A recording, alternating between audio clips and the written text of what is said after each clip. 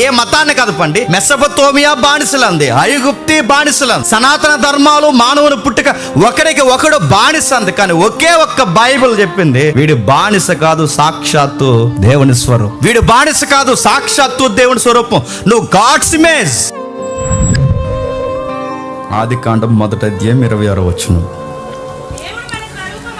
దేవుడు మన స్వరూపమందు మన పోలిక చొప్పున నరులను చేయుదము, వారు సముద్రపు చేపలను, ఆకాశ పక్షులను, పశువులను, సమస్త భూమిని, భూమి మీద ప్రాకు ప్రతి జంతువును ఏలుదురుగాకని పలికను. ఆగుదాం. రాయబడిన సంగతులు మీరు చూడండి, కొన్ని నిగూఢమైన సత్యాలు అక్కడ రాయబడ్డాయి. ఏమని తెలియజేస్తుంది బైబిల్ అంటే, మానవుడు సాక్షాత్తు దేవుని స్వరూపం. మానవుడు గుచ్చి తర్జన భర్జన అయ్యే రాజ్యాంగం రాస్తున్నప్పుడు, తెలుసు కదా మన రాజ్యాంగం రాస్తున్నప్పుడు ఫ్రంట్ పేజ్లో ఒక పట్టుకుంటే దాన్ని పీఠిక అంటారు. అందులో కొన్ని విషయాలు రాశారు. ఏమని రాశారంటే, ఒక సాటి మానవుడిని గౌరవించాలి, ఎదుటున్న నైబర్ని ఆనర్ చేయాలి. అంటే దేన్ని బట్టి గౌరవించాలి? మానవుల్లో ఈ రాజ్యాంగాలు రాయబడుతున్నప్పుడు పీఠికలు రాస్తారు. అంటే ప్రారంభపు మాట, ముందు మాట. రాజ్యాంగం ఇలా తెరిసిన వెంటనే ఆ మాట ఉంటుంది. అలా ఎలా గౌరవించాలి? డబ్బును బట్ట, రంగును బట్ట, వాడుకున్న పేరును బట్ట, దేన్ని బట్టి మనిషిని గౌరవించాలి? ఒకరికొకరి డిస్కషన్ జరిగింది. ఆ డిస్కషన్ మధ్య పీఠికలో ఒక మాట రాస్తారు. రాజ్యాంగ గ్రంథకర్తలు ఏమని రాశారంటే, మనిషిని డబ్బును బట్టో, రంగును బట్టో, దేన్నో బట్టి మనిషి గౌరవం కాదు, ఆడు మనిషే గనక మనిషిగా గౌరవం వాడికి. అంతే. ఇక్కడ వరకు మాట్లాడింది రాజ్యాంగం. అంటే వాడు మనిషి గనక మనిషిగా గౌరవం, వాడికి డబ్బును బట్టి గౌరవం కాదు, పేరుని బట్టి గౌరవం కాదు, రంగును బట్టి గౌరవం కాదు, జెండర్ను బట్టి గౌరవం కాదు, వాడికి దేన్ని బట్టి గౌరవం అంటే వాడు మనిషి గనక మనిషిగా గౌరవం. దీనికి ఇంకొక ముందుకు అడుగేసి బైబిల్ ఏమందంటే, బైబిల్ మాట్లాడుతూ వాడు మనిషిగా గౌరవించిన కదా, వాడు సాక్షాత్తు దేవుని స్వరూపం. కానీ స్వరూపం మిస్ అయింది. అద్దం ముందు నిలబడినప్పుడు అద్దానికి ఎగ్జాక్ట్గా నేను కనబడాలి. బాగా వినండి. అద్దం ముందు నేను నిలబడినప్పుడు అద్దం నన్ను అలా చూపించాలంటే నేను ఎలా ఉన్నాను. నా బొగ్గ మీద మచ్చ ఉంటే మచ్చ చూపించాలి, నా మీసం వంకరుంటే వంకర చూపించాలి, నా జుట్టు చెదిరినట్టు అంటే నేను ఎలా ఉన్నానో అలాగే చూపించాలి. దాన్ని ప్రతిబింబం అంటారు. బైబిల్ ఏమని వాడిందో తెలుసా? మానవుడు సాక్షాత్తు దేవుని ప్రతిబింబం. కానీ మానవుడు దేవుడిని చూపించట్లేదు.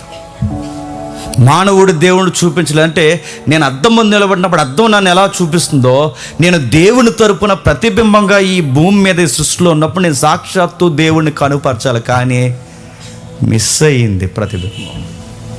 ఏదో జరిగింది ప్రతిబింబం. ఏమైంది? ఎప్పుడైతే ఈ ప్రతిబింబాలు మిస్ అయ్యాయో, మానవ నాగరికత ఉప్పున ఒకేసారి డెవలప్ అయినప్పుడు, మానవులు మాట్లాడుకోవడం ప్రారంభించినప్పుడు, ఒక్కొక్క నాగరికతలో ఒక్కొక్కరు ఒక్కోలా మాట్లాడారు. ఏమని మాట్లాడారు? మానవులు మాట్లాడుకున్నది ఏంటంటే, మీరు ఎప్పుడైనా సరదాగా మెసొపొతేమియా దగ్గర నాగరికతలు ఉంటే, ఇప్పుడు కుకు ఎపంలో అన్నీ దొరుకుతున్నాయి. బుక్సే చదవాల్సిన అవసరం లేదు, ఆడియో నొక్కుంటే ₹10 వస్తుంది బుక్. కుకు యాపం దానికి ఏమి నేను అడ్వర్టైజ్మెంట్ ఇవ్వట్లేదు, మీరు చదవలేరు కనుక చెప్తున్నాను. ఆడెవడ కూడా నాకు తెలదు, బుక్స్ దొరుకుతాయి అందులో. అయితే ఓకే, ఈ మెసొపొతేమియా నాగరికతలో మానవ జీవితానికి పరమార్థం ఏంటి, అక్కడ గ్రంథాలు ఏం చెబుతున్నాయి, ఆ జెండా వ్యవస్థ ఏం మాట్లాడుతుంది, అక్కడ ఏమున్నాయి, అక్కడ సంగతులు ఏంటి, మెసొపొతేమియా ఏం చెప్తుందని అడిగితే, మెసొపొతేమియా ఏమని చెప్పింది తెలుసా?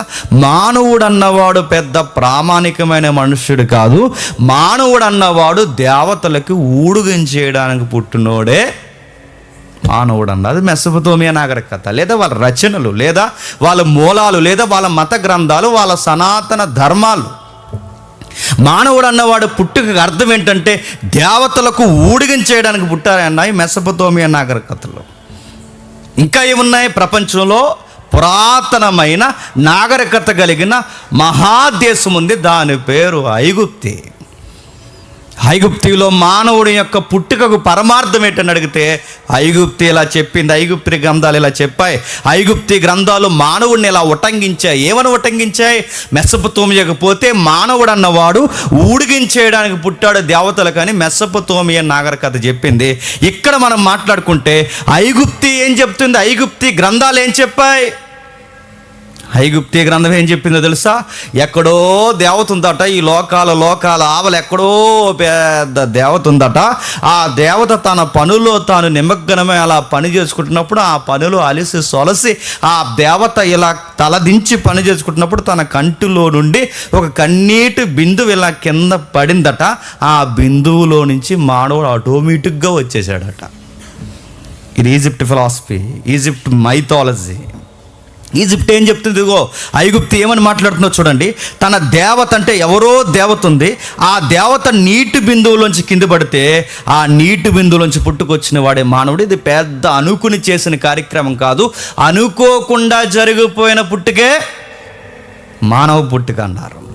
మెసొపొతేమియా ఊడిగం చేయడానికి అంటున్నారు. ఐగుప్తి ఏమందంటే ఇదిగో మెసొపొతేమియా ఎలాంటి ఐగుప్తి ఏమందంటే వాడు అనుకుంటే ప్లాన్ చేసి పుట్టించలేదు దేవతలు దేవుళ్ళు. ఆ దేవత కంట్లో నుంచి ఒక బట్టు రాలితే ఆ బట్టులోంచి ఉద్భవించిన వాడే మానవుడు అన్నారు. అంటే మన లైఫ్ అంత సీరియస్ పర్పస్ కాదంటే, ఈ మిథాలజీలన్నీ చదువుతుంటే అంత సీరియస్గా తీసుకోవాల్సిన విషయం కాదన్నట్టు చెబుతున్నారు. వాళ్ళందరినీ వదిలేయండి, మన దగ్గర వద్దాం. మన సనాతన ధర్మాలు ఏం చెప్పాయి? ఈ మాట అంటే ఇలా తగలడిపోద్ది, అయినా చెబుతున్నాను నేను. మన సనాతన ధర్మాలు ఏం చెప్పాయి? మన తలకాయ మన బొంద ఏం చెప్పలేదు. ఏం చెప్పే తెలుసా? మన పుట్టుకంత ప్రాముఖ్యమైనది కాదన్నట్టు ఎద్దేవా చేశాయి. దేవతలు ఉన్నారట, ఆ దేవతల్ని శాంతింప చేయడానికి బ్రాహ్మణులు ఉన్నారట, ఆ బ్రాహ్మణులకి వీళ్ళు ఇంకా వత్తాసు పలకడానికి క్షత్రియులు ఉన్నారట, వాళ్ళ కింద ఇంకెవరున్నారట? వయస్సులు ఉన్నారట, వాళ్ళ కింద ఎవరున్నారట? శూద్రులు ఉన్నారట. మరి మిగిలిన వాళ్ళు ఎవరట? ఇంక ఇలా బురద జాతి లెక్కల్లోనే లేరట. ఈ అప్ అండ్ డౌన్స్ ఎందుకు చెప్తున్నారు? బాగా వినండి. అంటే దేవతలకు మళ్ళీ దేవతల్ని సంతోషింపజేయడానికి మళ్ళీ ఒక అప్పర్ క్యాస్ట్, ఆ అప్పర్ క్యాస్ట్ను మళ్ళీ హైలైట్ చేయడానికి మళ్ళీ పరిపాలించి ఇంకొక అప్పర్ క్యాస్ట్, ఆ అప్పర్ క్యాస్ట్ను మళ్ళీ వాళ్ళకి ఊడుగుంచేయడానికి మళ్ళీ వ్యాపారవేత్తలు, తెలుసు కదా. ఆ వ్యాపారవేత్తల కింద మళ్ళీ శూద్రులు, అంటే అన్ని మిక్స్డ్ అయిపోయిన ప్రజలు అనమాట. అంటే వీళ్ళు ఒకరినొకరు జయకొట్టాలి. కిందోడేమో ఈడికి జయకొట్టాలి, ఈడేమో ఆడికి జయకొట్టాలి, ఆడేమో ఆడికి జయకొట్టాలి. అందరూ కలిసి దేవతలకి జై కొడతారు. అందుకే పుట్టామంట. ఇంకా మన పుట్టిక అంత సీరియస్ ఏం కదంటే కాదు. మీరు మాకు ఊడిగం చేయండి, మేము పైనోడికి ఊడిగం చేస్తాం, ఆడు పైనోడికి ఊడిగం చేస్తాడు, వీళ్ళందరూ కలిసి ఇంకా పైన ఉన్నారు, అది దేవతల సమూహం, ఆ దేవతలకు మనం ఊడిగం చేస్తామన్నారు. చూసారు, ఇదే చెప్పారండి. ఏ గ్రంథాలకు పొండి, ఎక్కడికి పొండి, ఇవే మాట్లాడాయి. మానవ పుట్టుక అంత సీరియస్గా ఏం మాట్లాడలేదు. మానవ పుట్టుకను కూర్చి అంత ధృవీకరణ ఏది అంతగా నొక్కరే నువ్వు ఇంతకు పుట్టావురని చెప్పింది ఎక్కడా లేదు. మిస్ అయిపోయింది, పర్పస్ మారిపోయింది. మానవుడు అన్నవాడు ఎందుకు జీవిస్తున్నాడో తెలియదు, ఎందుకు పోతున్నాడో తెలియదు. వాడి పుట్టుకుని చెప్పకుండా మరుగు చేసి పడేసాయి ఈ పుక్కిట పురాణాలు, మెథాలజీలు. సైన్స్ ఏం చెప్పింది? మెసొపొతేమియా ఒకటి చెప్పింది, ఐగుప్తి ఒకటి చెప్తుంది, సనాతన ధర్మాలు ఒకటి చెప్తున్నాయి. సైన్స్ ఏం చెప్పింది? మీ తాత కోత అని చెప్పింది, మన ముత్తాత ఇంకో పెద్ద కోత అని చెప్పింది. అదే కదా మనకి చెప్పింది. నో అలా కాదు, డార్విన్ థియరీ మాత్రమే, అంతేమీ లేదు, అంత సీరియస్గా ఆలోచించకండి, మనం చేపల నుంచి వచ్చామని ఒక సైన్స్ చెప్పింది. ఎక్కడో శీతల ప్రాంతాల్లో ఉద్భవించాము, ఏకకణ జీవులుగా బహుకణ జీవులు అయ్యామని ఇంకో సైన్స్ చెప్పింది. లేదు కొంచెం డౌట్ఫుల్గా ఉంది, వేరే జన్యువుల నుంచి ఎక్కడి నుంచి ఉత్పత్తి జరిగిందని రకరకాలు చెప్తున్నారు తప్ప ఒక్కర తినంగా మన పుట్టుకను గురించి చెప్పారు. అందుకే మన మూలాలు ఏంటో, మన ఆరిజిన్ ఏంటో మనకు తెలియకపోతే మనం ఎలా బతకాలో మనకు తెలియదు, ఎందుకు బతుకున్నామో తెలియదు, ఎందుకు రాత్రులు అవుతాయో తెలియదు, ఎందుకు పగలవుతుందో తెలియదు, ఎందుకు తింటామో తెలియదు, ఎందుకు పని చేస్తామో తెలియదు, ఒక రోజు వయసు అయిపోయి ఎందుకు చేస్తామో తెలియదు. ఎందుకు తెలుసా? నీ మూలం ఏంటో నీకు తెలియకపోతే నువ్వు ఎందుకు బతుకుతావు నీకు తెలియదు. మన మూలాలు తెలియాలి. సైన్స్ సరిగా చెప్పలేదు, శాస్త్రం సరిగా చెప్పలేదు. మిథాలజీలు సరిగా చెప్పలేదు, ఏది మనకి సరిగ్గా అందించలేదు. మరి ఎలా అంటే ఒక్కొక్కడు ఒకటి చెప్పాడు, నువ్వు బానిస. ఏ మతాన్ని కదపండి, మెసొపొతేమియా బానిసలు అంది, ఐగుప్తి బానిసలు అంది, సనాతన ధర్మాలు మానవుని పుట్టుక ఒకడికి ఒకడు బానిస అంది. కానీ ఒకే ఒక్క బైబిల్ చెప్పింది, వీడి బానిస కాదు, సాక్షాత్తు దేవుని స్వరూపం. వీడు బానిస కాదు, సాక్షాత్తు దేవుని స్వరూపం, నువ్వు గాడ్స్ ఇమేజ్. అలాంటి బరువైన మాట బైబిల్ వాడింది.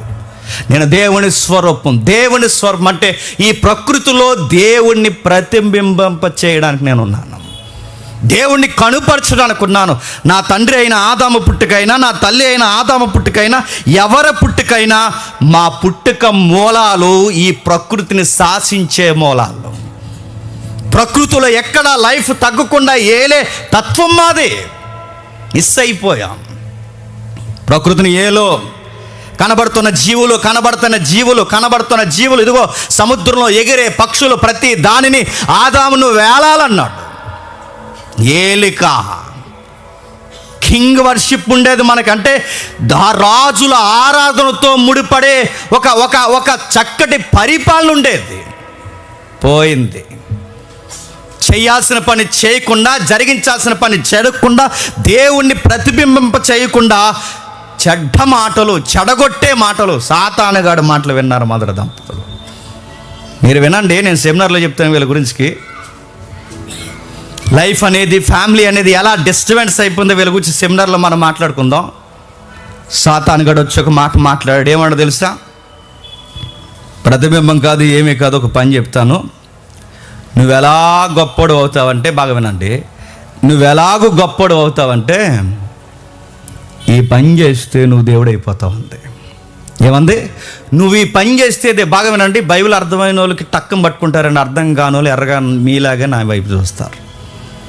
టక్కును పట్టుకుంటారు, అర్థమైన వాళ్ళు. అడుగుతున్నాను, సాతాను కూడా చాలా లాజిక్ ఉపయోగించాడు. ఏమంటే, మీరు ఈ పని చేస్తే దేవుళ్ళు అయిపోతారు, మీరు ఈ పని చేస్తే దేవతలు అయిపోతారు. అడుగుతున్నాను, పనిని బట్టి దేవుళ్ళం అవుతామా?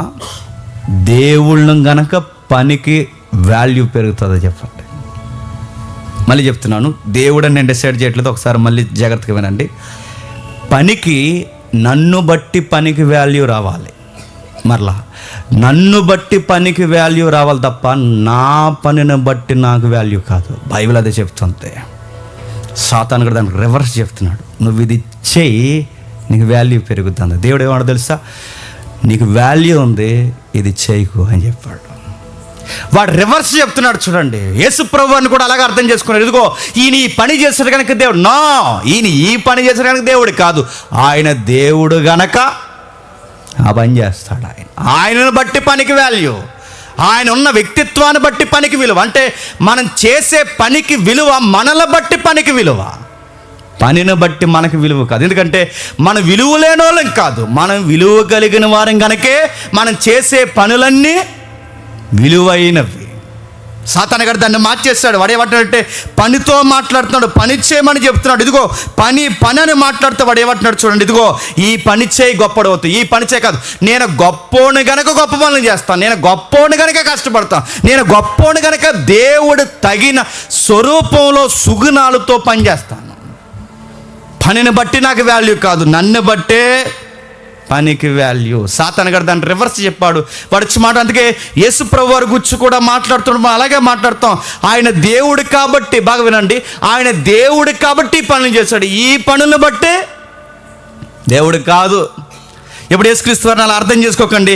మనం చేసే పని, బాగా వినండి, మనల్ని బట్టే వాల్యూ పెరగాలి. మీకు ఇంకా బాగా అర్థం కావాలంటే ఒక ఉదాహరణ చెప్తాను, వినండి. యాపిల్ చెట్టు ఉందనుకోండి, దానికి యాపిలే వస్తుంది. పండును బట్టి చెట్టుకు వాల్యూయా, చెట్టును బట్టి పండుకు వాల్యూ వచ్చింది చెప్పండి? మనం చెట్టు, గుర్తుపెట్టుకోండి. మనం చేసే ఫలములు అంటే పండును బట్టి చెట్టుకు పేరు కాదు, మరి చెట్టు అయిన మూలాన్ని బట్టే పండుగ వాల్యూ పెరిగింది. ఇది మీకు అర్థమైతే మన మూలం ఏంటో తెలుసా? మన ఉనికి ఏంటో తెలుసా? గాడ్స్ ఇమేజ్, దేవుని ప్రతిబింబం. దేవుని ప్రతిబింబాల్లో ఉండి సృష్టిని వేలాల్సిన వారు, సృష్టిని శాసించాల్సిన వారు, ఆయనకు లోబడి ఆయన రాజరికాన్ని గౌరవించి ఆయన రాజ్యంలో క్రియాశీలకంగా పనిచేస్తే సృష్టి అలా మాట వింటుందట. వింటాదా అంటే మచ్చుకి అక్కడక్కడ చూపించాడు రుచి. ఇంటికి వెళ్ళినారు చదవండి. మచ్చుకి ఎర్ర సముద్రం అని నిలబడి కర్ర ఇలా పైకెత్తితే సముద్రం పాయలైపోయిందట. దేవుని పిల్లల మాటలు ప్రకృతి వింటాదంటే వింటాదే. సూర్యుడా నువ్వు గిబియోను లాగిపో, చంద్రుడా ఇక్కడి నుంచి నువ్వు కదలొద్దంటే కదలకుండా ఆగిపోయింది. యెహోషువ శాసించాడు. 12 రథాలు ఒకేసారి ఇలా తిరిగి గిర్రున రింగు కొట్టి వెళ్ళిపోతున్న ఎరుకో గోడలు దేవుని పిల్లలు వర్షిప్ చేస్తే బలమైన గోడలు కూలిపోయినాయి. అపోస్తులు నిలబడి కంటికి కనబడిన సూక్ష్మ జీవులు ఏవైతే ఉన్నావో ఆ వ్యాధి పట్టిన ఆ సూక్ష్మ క్రిములను, కనబడని క్రిములను అపోస్తులు ప్రార్థన చేస్తే క్రిములు సమసిపోయాయట. దేవునికి లోబడి, దేవుని రాజ్యదండం కింద మనం లోబడి, గాడ్స్ ఇమేజ్గా, దేవుని పిల్లలుగా ఆ పరిపక్వతలో మనం జీవిస్తే, మళ్ళీ చెబుతున్నాను, ప్రకృతి మనం మాట్లాడడం కాదు పొలకించిపోతుంది మనం చూసి. దానికి ఒక ఫీల్ ఉందట. ఆ రోమపత్రికలు చెప్తుంది, దేవుని పిల్లలు ఎవరా, దేవుని పిల్లలు ఎవరా, దేవుని పిల్లలు ఎవరా, నేను ఎవరి కొరకు వర్క్ చేయాలి, దేవుని పిల్లలు ఎవరు, దేవుని పిల్లలు ఎవరు. ఆ దేవుని పిల్లల కొరకు స్వేచ్ఛగా సేవ చేయాలనుకుంటుంది. అంటే నీ మీద నుంచి అలా మేఘం వెళ్ళింది అనుకోండి, వీడు సన్ ఆఫ్ గాడ్ అని ఫీల్ అవ్వాలి. ఈ సన్నాసిగాడికి అనవసరంగా నేను వర్షం కురిపించకూడదు అనుకోకూడదు, గుర్తుపెట్టుకోండి.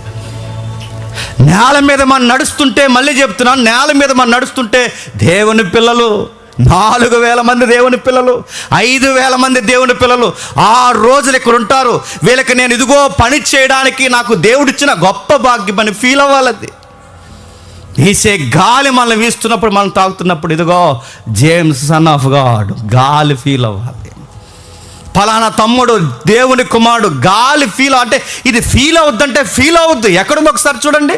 రోమిలికి రాసిన పత్రిక త్వరగా 8వ అధ్యాయం, రోమిలికి రాసిన పత్రిక 8వ అధ్యాయం, 19వ వచనం నుంచి, దేవుని కుమారుల ప్రత్యక్షత కొరకు సృష్టి మిగిలిన ఆశతో తేరు చూచుచూ కనిపెడుచున్నది. ఈ ప్రాంగణంలో, ఈ టెంట కింద దేవుని పిల్లలు ఎవరో, బద్ధకస్తులు ఎవరో, సాతానికి అధికారం ఇచ్చేసింది ఎవరో అన్నీ చూస్తుందట. నువ్వు కూర్చుండే కుర్చీ నిన్ను బట్టి ఏం చేయాలి తెలుసా? సంతోషించాలి. ఎదవ నా మీద కూర్చుని నిద్రపోతున్నాడు అనుకోకూడదు, గుర్తుపెట్టుకోండి. ఈ వినబడుతున్న బాక్సులు ఈ ప్రకృతి ఏమనుకోవాలి తెలుసా? ఇదిగో ఇంకా స్పష్టంగా ఈ పిల్లల కొరకు మేము పని చేయాలి. నువ్వు నడుస్తున్న బరకం సంతోషించాలి, నువ్వు ఇస్తున్న గాలి సంతోషించాలి, ఆ ఫ్యాన్ సంతోషించాలి. ఒక్క డేట్ నువ్వు వేసుకున్న బట్ట కూడా ఈ బిడ్డలకు నేను వాడబడుతున్నానని సంతోషించాలి. సంతోషిస్తుంది. అదేనండి మన పర్పస్. మిస్ అయిపోయాం. ఆదాము చెడగొట్టాడు, ఆదాము పోగొట్టాడు, ఆదాము తీసేశాడు. అది పూర్తిగా సమసిపోయింది. ప్రకృతి బాధపడుతుంది. అయ్యో అనగా సృష్టి నాశనముకు లోనైనదై దాసం నుంచి విడిపింపబడి దేవుని పిల్లలు పొందబో మహిమగల స్వతంత్రం పొందుదని నిరీక్షణ గలదై స్వేచ్ఛగా కాక దాన్ని లోబర్చిన వాని మూలముగా ఎద్దపరచబడుచున్నది. తనకు బాధ ఉందట, దేవుని పిల్లల్ని చూస్తే బాగుండు, దేవుని పిల్లలు వస్తే బాగుండు. ఆ రాబోతున్న నూతన జీవుల్లో వీళ్ళకు కూడా, నూతన జీవితంలో వీళ్ళతో పాటు నేను కూడా త్వరగా వెళ్ళిపోతే బాగుండు. ఆ పిల్లలు ఎవరో ఇక్కడ ప్రత్యక్షపరచబడితే బాగుండు. వాళ్ళు ఎక్కడున్నారని ప్రకృతి ఎత్తుక్కుంటుందంట. ఆ ఎత్తుక్కున్నప్పుడు గుర్తుపెట్టుకోండి, ఏడాదికి ఒకేసారి వాళ్ళ గుంపులాగా అలా రావాలంటే గుర్తుపెట్టుకోండి. దేవుని పిల్లలు సెమినార్ కొరకు మీరు ఎదురు చూస్తారు, నేను ఎదురు చూస్తాను తెలియదు, కానీ ఆ సెమినార్ గ్రౌండ్ మాత్రం ఎదురు చూస్తుందండి. అక్కడ ఉన్న చెట్టు, చేమ, మొలక, మొక్క, అగ్ని, నీరు, నింగి, నేల అన్నీ ఏడాదికి ఒక్కసారి నా దగ్గరకు వచ్చి పోతారని ఖచ్చితంగా ఎదురు చూస్తుంది, గుర్తుపెట్టుకోండి. ఇది దేవుడు మనకిచ్చిన, ప్రకృతికి మనకిచ్చిన కమ్యూనికేషన్. అది ఎప్పుడు వస్తుందంటే ఆదాము దగ్గర ఉండేది. ఆదాము దూరం చేశాడు, మళ్ళీ క్రీస్తు ద్వారా దగ్గర చేశాడు. ఎప్పుడైతే ఆ సారూప్యతలో ఆయన ఆజ్ఞలకు మనం లోపడతామో, మాట అంటే మీరు మిషనరీ జీవితాలు చదవండి. ఇంటికి వెళ్ళిన తర్వాత కొందరు మిషనరీలు అడవుల్లోకి మృగాల మధ్యకు పోతే వాళ్ళని ఈ తోడేళ్ళు కూడా ఏం చేయలేకపోయాట. ఊరు జనం, ఆ గూడెం ప్రజలు ఆశ్చర్యపోయారట. మీరు తోడేళ్ళ మధ్య నుంచి వచ్చి మాకు సువార్త చెప్పడం ఏంటంటే, ఆ తోడేళ్ళు కూడా ఏమి చేయలేవు. ఎందుకంటే కొన్నిసార్లు అవి మాట వింటాయి. ఇప్పుడు నేను దేవుని కుమారుడినా కాదని జూలోకి దూరకు రావు. సిచ్యువేషన్ వచ్చినప్పుడు, సందర్భం వచ్చినప్పుడు అవి చూడండి అవి నీకు అర్థమవుద్ది. అవి చూస్తాయి. కొన్ని కుక్కలు కరిసే కుక్కలు ఉంటాయండి, నేను గమనించాను. కొంతమంది దైవజనులు చూస్తే అలా కూల్ అయిపోతాయండి. మనం చూస్తే మీదకి ఎగిరేస్తున్నాయి, మనం చూస్తుంటే మనం చూస్తే అవి అనవు. వాటికి అర్థమవుద్ది. అంటే వాటికి ఎందుకు అర్థమవుద్దు? తుఫాన్ ఎప్పుడు వస్తుందో అర్థమవుద్ది, సునామీ ఎప్పుడు వస్తుందో అర్థమవుద్ది, సన్నాసిగలు ఎప్పుడు వస్తుందో అర్థమవుతుంది, ఎవడెవడేటో అర్థమవుద్ది, అన్నీ అర్థమవుతాయి. వాటికి ప్రతి లైఫ్ స్టడీ అర్థమవుతుంది. వాసన కూడా తెలిసిపోతుంది. గుర్తుపెట్టుకోండి. ప్రకృతి అలా చూస్తుందట. ఇది పోయింది, ఇది పూర్తిగా దూరం అయిపోయింది. అందుకే మన చెట్ల ఆటోలు, మన విలువ వేరు, మన ఫలములు వేరు, మన కార్యాలు వేరు. సంవత్సరం సాన పెడుతున్నాడు. ఒక్కొక్కటి మెల్లమెల్లగా వదులుకుంటూ ఒక్కొక్కటి మానుకుంటూ ఒకరోజు ఎలా అయిపోద్ది తెలుసా? పూర్తిగా నువ్వు చనిపోయే సమయానికి క్రీస్తు స్వరూపాన్ని ధరించుకున్నావన్నట్టు అయిపోవాలట. ప్రకృతి ఎంత ఫీల్ అవుతుందో నేను చూస్తుంటే ఎంత ఫీల్ అవుతుందో. చాలామంది అలా చెట్లను ఇలాగ అంటుంటారు. నిజంగా ఇలాగ వెళ్తే ఏం మాట్లాడు, కానీ అలా ఏదో ఫీలింగ్ అంతే. ఇలాగ అంటుంటారు. అలా అంటే ఫీల్ అవుతలేదో నాకు తెలియదు కానండి, నిజాయితీగా దేవుని కోసం బతికే వాళ్ళు మీరు అలా చెట్టును అలా తాగితే, నేను నిజంగా చెప్తున్నాను, నాకు అర్థమైన వాక్యాన్ని బట్టి అది ఫీల్ అవుతుంది. ఒక సైంటిస్ట్ ఒకరోజు మనం యూట్యూబ్లో ఉంటుంది, మీరు వినండి ఇంటికి వెళ్ళిన తర్వాత. చెట్లు అవి నేర్పిస్తున్న మనకి పాఠాలు అనేది టైటిల్ పెట్టారు. అదేనా టైటిల్? అది 3 భాగాలు ఉంటుంది. ఎప్పుడైనా వినండి. నేచర్తో మనిషి ఎంత కనెక్ట్ అవుతాడు అందులో మనం చెప్పాం. ఎవరో సైంటిస్ట్ చెప్పారు, నాకు పేరు గుర్తు రావట్లేదు. ఒక నీటి దగ్గరికి మనం అలా వెళ్ళిపోయి, ఎప్పుడన్నా ఒక చెరువు దగ్గరికి మనం అలా వెళ్ళొస్తే, నువ్వు మళ్ళీ 1 year తర్వాత మళ్ళీ ఆ చెరువు దగ్గరికి వస్తే ఆ నీరు నేను గుర్తుపెట్టుకుంటుందని గుర్తుపెట్టుకో. ఎంత సైన్సే చెబుతుంది. ఇది 50 క్రితం పలానా రోజు పలానా టైంలో నా దగ్గరకు వచ్చి కనబడి వెళ్ళిపోయాడు, నీ బొమ్మ అలా గుర్తుపెట్టుకుంటుంది. అది చెరువు దగ్గర సన్నాసి పనులు చేయకండి, అది చూస్తుంది. బీచ్ దగ్గర పని చేయకండి, ఆ సముద్రం గుర్తుపెట్టుకుంటుంది. ప్రతిదీ చూస్తుంది. ఎందుకంటే ఆ నేచర్తో ఆ కనెక్టింగ్ ఉండేది మనకి. మనం అనుకుంటాం ఎవరు చూస్తా లేదు, ఎవరు ఇంటి దగ్గర లేరంటే. ఎందుకు చూడవు? బైబిల్ ఏమని తెలుసా? ఆ దూలాలు చూస్తున్నాయి, ఆ పైన ఉన్న పైకొప్పు చూస్తుంది, నీ ఇంట్లో ఉన్న ప్రతి వస్తువు చూస్తుంది. ఇది ప్రస్తుతానికి ఏం మాట్లాడదు, అలా మౌనంగా ఉంటుంది. ఇప్పుడు ఏం మాట్లాడదు. ఒక టైం ఉంది, దాని పేరు జడ్జిమెంట్.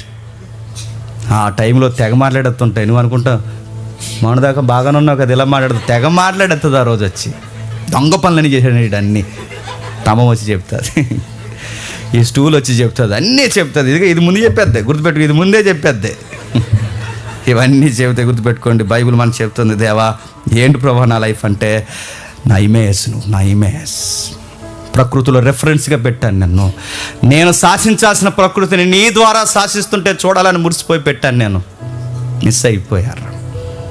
ఏమైపోయిందంటే కాలం గడిచింది, రాజ్యాలు ఉద్భవించే, రాజుల పరిపాలన వచ్చింది, బానిసర్కం పెరిగిపోయింది, దేవతలు దేవుళ్ళు పరిపాలన ఎక్కువైపోయింది. ఇలాంటి టైంలో ఎలా ప్రభువా మా ఇమేజ్ ఏంటని ఒక్కడు చెప్పేవాళ్ళు లేడు, కనుపరిచేవాళ్ళు లేడు, చూపించేవాళ్ళు లేడు.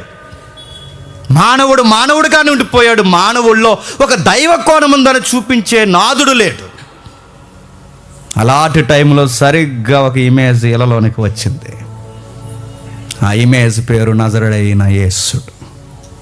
ఆయన రాకముందే ఆయన ఇమేజ్ ఎలా ఉండబోతుందో ప్రవక్త దద్దరెళ్ళిపోయే మాటలు రాశాడు. పాలిటిక్స్ని ముడిపెట్టి, రాజకీయాన్ని రంగరించి, సమకాలీన ఆ ఒత్తుళ్ళు యుద్ధాలు రంగరించి ఆయన వాడిన పదాలు చూస్తే చరిత్రకు బరివెక్కువైపోయే పదాలు రాశాడు. అరే మానవుడా, నీ పర్పస్, నీ ఇమేజ్ ఏంటో దేవుడే చూపించడానికి రాబోతున్నాడు చూడు అని ఒక అధ్యాయం కేటాయించాడు. చూడండి ఒకసారి యెషయా గ్రంథం 9వ అధ్యాయం ముగించేద్దాం. యెషయా గ్రంథం 9వ అధ్యాయం, యెషయా గ్రంథం 9వ అధ్యాయం మొదలు వచ్చి నుండి, యెషయా గ్రంథం 9వ అధ్యాయం మొదలు వచ్చి నుండి, ఆయనను వేదన పొందిన దేశము మీద పూర్వకాలమున దేశాలు ఎలా ఉన్నాయట? వేదనతో ఉన్నాయట, మబ్బులు పట్టున్నాయట. ఇంకా ఎలా ఉన్నాయట? సముద్ర ప్రాంతమున అనగా యోర్దాను అద్దరున్న అన్యజనులు గలిలయ దేశంలోని మహిమ కలదానిగా చేయబోవడానికి ముందు చీకటిలో ఉన్నాయట, జనాలకి వెలుగు లేదట, మరణఛాయలు ఉండిపోయారట, దేశ నివాసులకు ఏమాత్రం వెలుగు లేదట. 3వ వచనంలో సంతోషం లేదట. ఇంకా కింద చెప్తున్నాడు, కోతకాలమున మనుషులు సంతోషించినట్లు దోపుడు సొమ్ము పంచుకున్నట్లు సంతోషం వాళ్ళకి లేదు, వారిని సన్నిధిని సంతోషించున్నారు. అయితే ఒక కార్యం చెప్పాలి, మిథ్యాన దినము జరిగినట్లు వాని బరువు కాడిని నువ్వు విరిచి ఉన్నావు, వారి మెడను కట్టు కర్రను వాని తోలు వాని కొరడాలను విరిచి ఉన్నావు. అంటే తోలేస్తున్నారు, ఏలేస్తున్నారు, రుద్దేస్తున్నారు. అంటే సాటి మనిషిని మనుషుడే పరిపాలిస్తున్నాడు. యుద్ధపు సందడి చేయి యోధులందరూ జోళ్ళు రక్తములో పొర్లింపబడి వస్త్రములో అగ్నిలో వేయబడి దహింపబడి. అంటే వాళ్ళ కొరడాలు రక్తంతో తడిచాయి, వాళ్ళ ఆయుధాలు రక్తంతో తడిచాయి, వారి చెప్పుల రక్తంతో తడిచిపోయాయి, వాళ్ళు దహించి అగ్నిగా మారిపోయారు. అయితే ప్రభువా, ఇలాంటి గడియలలో, ఇలాంటి యుద్ధ వాతావరణంలో ఈ ప్రపంచం ఎంతకి ఇలా తయారైంది, ఇది బొగ్గమని మానవ నాగరికత ముగిసిపోక ముందే మానవుడి విలువ ఏంటో నువ్వు చూపించడానికి ఒక ఇమేజ్ని పంపించాం. ఆ ఇమేజ్ ఏం చూపిస్తుందో తెలుసా? అనగా మనకు శిశువు పుట్టెను, మనకు కుమారుడు అనుగ్రహింపబడు, ఆయన భుజం మీద రాజ్యభారం ఉండెను, ఆశ్చర్యకరుడు, ఆలోచనకర్త, బలవంతుడైన దేవుడు, నిత్యుడగు తండ్రి, సమాధానకర్త యొక్క అధిపతిని అతనికి పేరు పెడు. బాగా వినండి, ఒక క్వశ్చన్ అడిగి ముగిస్తాను, బాగా వినండి. ఏం చెప్తున్నాడండి? ఏం చెప్పాలనుకుంటున్నాడు? ఈయన మానవుడా దేవుడా? ఆయన మానవుడా దేవుడు అంటే మానవుడా నాగపోక ఆయన ఎవరో తెలుసా?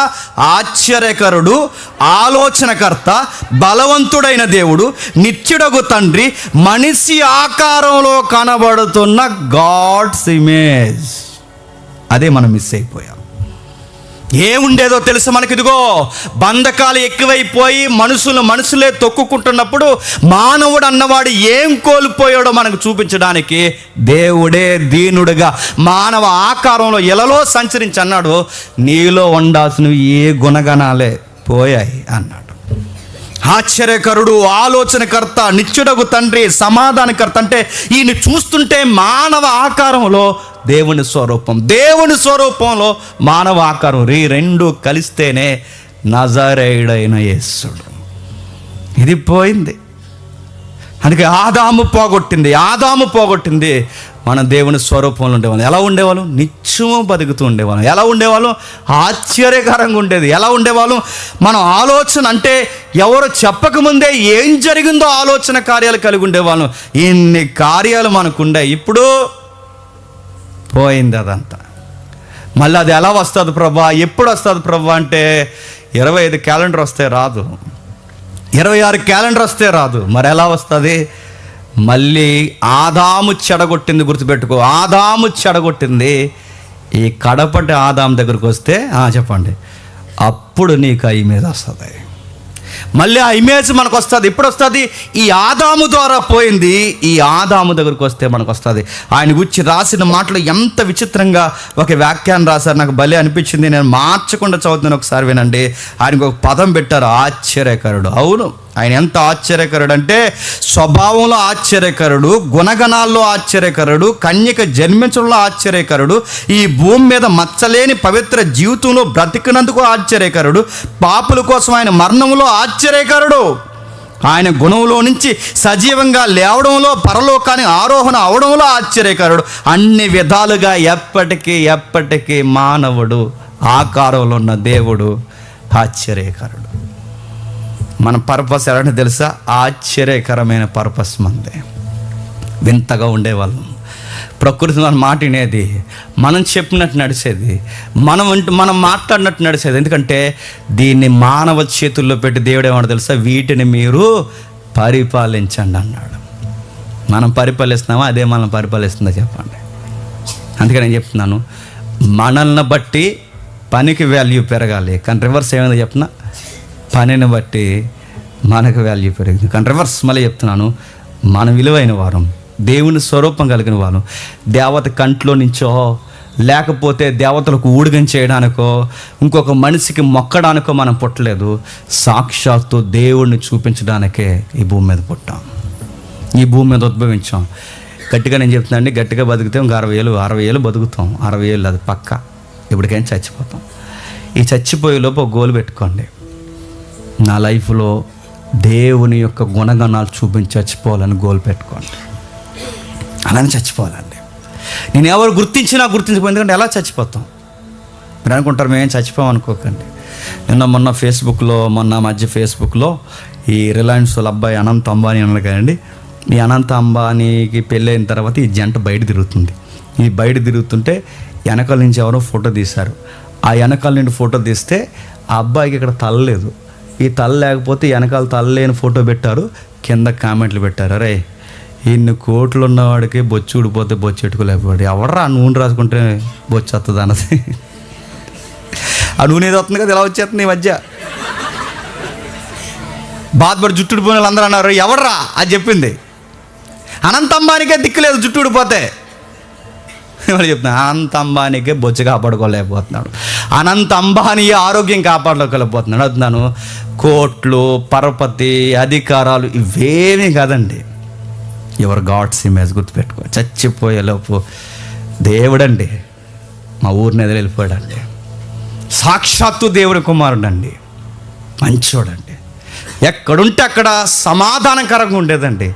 వాడున్నప్పుడు ఏటోనండి ఒక తెలియని సమాధానం, వాడున్నప్పుడు ఏటోనండి తెలియదు ఒక విధి విధానాలు బాగుండేవండి అని చెప్పుకోవాలి. దరిద్రం వదిలిపోయిందండి చచ్చిపోయాక అనకూడదు, గుర్తుపెట్టుకోండి. ఊరికి సేడ వదిలిపోయింది అనకూడదు. మనం వెళ్ళిపోతే మన లోటు కనబడాలి. అది సంఘంలో అయినా, సమాజంలో అయినా, స్నేహంలో అయినా, కుటుంబంలో అయినా. వాడు ఉంటే లెక్క వేరండి, వాడు లేడండి. ఆ లోటు కనబడాలి. అది ఎప్పుడు కనబడుతుంది చెప్పినా? నువ్వు దేవుని ఇమేజ్ని కనపరిచినప్పుడు, దేవుని యొక్క ఆ యొక్క సుగుణాన్ని, ప్రతిబింబాన్ని. ఇప్పుడు మళ్ళీ అడుగుతున్నాను, అద్దం ముందు నిలబడితే నేను కనబడుతున్నాను, మరి దేవుడు నాలో దేవుని గుణగణాలు నాలో ఎంత కనబడట్లేదంటే నేను ఎవరి ముందు నిలబడట్లేదు చెప్పండి. అది ఆయన ముందు నిలబడండి, ఆయన్ని ప్రతిబింబ చేయండి, ఆయనతో ఉండండి, ఆయన మాటలు వినండి, ఆయన గురించి పాడండి, ఆయన గురించి నలిగిపోండి. ఆయనతో ఎంత సహవాసం చేస్తే మీ ముఖంలో, మీ జీవితంలో అంత స్పష్టంగా దైవత్వాన్ని, దైవ గుణాన్ని ఈ సమాజం చూడగలదు. 40 రోజులు అలా మాట్లాడి కొండ దిగలా వచ్చాడట, చూడలేకపోయారట. మోసే ముఖాన్ని చూడలేకపోయారట, మోసే జీవితాన్ని చూడలేకపోయారు. ఎందుకంటే సహవాసంలో 40 రోజుల నుండి కిందకు వచ్చేసరికి చూడలేకపోయారు. మీ ముఖం అలా మెరిసిపోద్దని అంటలేదు, కానీ మీ మాటలు, మీ తీరు, మీ నడవడిక, మీ నిర్ణయాలు బయట వాళ్ళకి ఎలా ఉంటుందో తెలుసా? ఏంట్రా ఇలా ఎంత డిఫరెంట్గా ఉంటారంటే వాళ్ళకి అర్థం అవ్వాలి, మనం గాడ్స్ ఇమేజ్, దేవుని యొక్క ప్రతిబింబాలు. ఈ మురుక్కాల పనులు, ఈ పనికి మాలిన పనులు, ఇలాంటి చీకటి పనులు కాదు మన జీవితం. మన జీవితం ఏంటో తెలుసా? గుర్తుపెట్టుకోండి. మురుక్కాల పనులు అంటే మీకు అర్థం, ఇంకా డీటెయిల్గా నేను అడగను, మళ్ళీ ఎవరినన్నా అనుకోకండి. పనికి మాలిన పనులు చాలా గతించిపోయినాయి. మన దేవుని స్వరూపం. ఈ 2025లో మీ గోల్ ఏంటంటే ఒక ఇల్లు కట్టాలి కాదు, మీ గోల్ ఏంటంటే జాబ్ కొట్టాలే కాదు, మీ గోల్ ఏంటి ఏదేదో కాదు, పెళ్లి చేసుకోవాలి, పిల్లలు కనాలి, తర్వాత ఇవి. ఈ 2025లో మీ గోల్ ఏంటి చెప్తున్నా? ఒక్కరు కూడా నన్ను ఏమనకూడదు, ఒక్కరితో కూడా నాకు గొడవ ఉండకూడదు. ఒక రోజుకి ఏడాది నేను పుంజుకుంటూ ఒక రోజుకి నా దేవుడు కోరుకున్న ఆ స్వరూపాన్ని నేను చూపించాలి. ఎలా వస్తుందంటే యేసుక్రీస్తుని చూస్తూ వస్తుంది. యేసుక్రీస్తులో ఏముంది? ఆయన చూడు, ఒక మాదిరి ఉంచి వెళ్ళిపోయాను. ఏం మాదిరి? ఎలా మాట్లాడాలో మాదిరి ఉంది, ఎలా నడవాలో మాదిరి ఉంది, ఎలా ప్రార్థించాలో మాదిరి ఉంది, ఎలా సేవ చేయాలో మాదిరి ఉంది, ఎలా జరిగించాలో మాదిరి. ఒక్కటేంటి? సర్వ పరిపూర్ణత, దైవత్వం యొక్క సర్వ పరిపూర్ణత క్రీస్తునందు గుప్తమై ఉంది. ఆయన ఫాలో అయిపో, క్రీస్తు స్వరూపాన్ని అందు ఏర్పడుతుంది. ఆదాము పోగొట్టిన మళ్ళీ క్రీస్తు ద్వారా మనం సంచరించుకుంటూ ఒకరోజు పరిపూర్ణమైన స్థితిలోకి వస్తాం. ఆదాము పోగొట్టిన జీవితం మళ్ళీ త్వరలోనే మనందరికీ రాబోతుంది. అది మీకు కావాలి అంటే మళ్ళీ చెప్తున్నాను, జీవితంలో దేవుని కొరకు చేసేవి కొన్ని ఒకటి ఉంటాయి. అవి చేయాల్సినవి చేయండి, జరిగించాల్సినవి జరిగించండి, మార్చుకోవాల్సినవి మార్చండి. ఇలాంటి సహవాసాలు ఏమంటే ఎగ్గొట్టి తిరక్కండి. ముఖ్యంగా సభలు కానీ, దైవ సహవాస కూడికలు కానీ, ఇంట్లో జరుగుతున్న గృహ కూడికలు కానీ ఏ ఉంటే అవి అలవాటు చేసుకోండి. ఆ స్వరూపం మీకు వస్తా. చాలామంది అడుగుతున్నారు, అన్న నేను ఇలా వస్తున్నాను కానీ ఇంకా నేను మారలేకపోతున్నాను, నేను మారలేకపోతున్నానంటే నేను గతంలో చెప్పాను, ఆ చర్చలో ఒకటి మళ్ళీ మీకు చెప్తున్నాను. నువ్వు ఎందుకు మారలేకపోతున్నావు చెప్పినా? లింగమని ఇక్కడ ఒక గంట గడిపి వెళ్ళిపోతావు, నువ్వు ఎలా మారిపోతావు? నువ్వు సోమవారం నుండి శనివారం వరకు నీ చెత్త అంతా వింటావు. సోమవారం నుండి శనివారం వరకు దరిద్రం అంతా వింటావు. సోమవారం నుండి శనివారం వరకు చెత్త మాటల ఎదవలతో, పనికిమాలి ఎదవలతో, సన్నాసిగాలతో అంతా నీకు సహవాసం. ఇప్పుడు వచ్చి ఒక గంట విని దేవుడు నన్ను మార్చట్లేదంటే నేను ఎలా మారుస్తాడు? నువ్వు మార్చాలంటే గుర్తుపెట్టుకో, దేవుడు నేను మార్చాలంటే గుర్తుపెట్టుకో. నువ్వు ఎక్కడ ఎలా వింటున్నావు, ఇంటికి వెళ్ళిన తర్వాత వాక్యాలు విను, ఆ పాటలు విను, ఆ దైవికమైన స్వరాలను విను, ఆ సహవాసం ఎక్కువలు. మన మైండ్కి ఉండే గుణం ఏంటి చెప్పినా, మనం ఎక్కువ ఏది తింటామో ఏది చేస్తామో అది అదే ఆలోచిస్తుంది. 3 గంటలు సినిమా చూసిన వాళ్ళు చూసారా, అచ్చో ఆ హీరోలా మాట్లాడుతుంటాడు వాడు, ఆ మాట మారిపోతుంటాడు, నడక మారిపోతుంటుంది, అలా నడుస్తుంటాడు, ఇలా నడుస్తుంటాడు.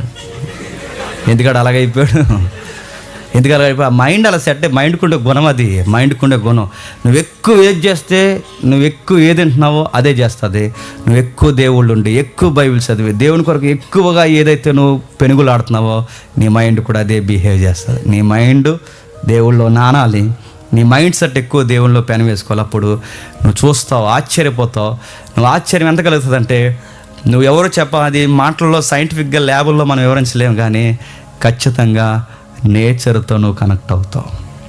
ప్రకృతికి, దేవునికి నీకు ఒక అవినాభావ సంబంధం ఏర్పడుతుంది. దేవునితో నువ్వు చాలా ఆనందంగా గడుపుతావు. ఏమి లేకపోయినా ఒక తృప్తి లోపల ఉంటుంది, ఒక ధైర్యం ఉంటుంది. ఆ ధైర్యం నువ్వు అనుభవిస్తావు. ఆ ధైర్యం దేవుడు మీ అందరికీ అనుగ్రహించును గాక.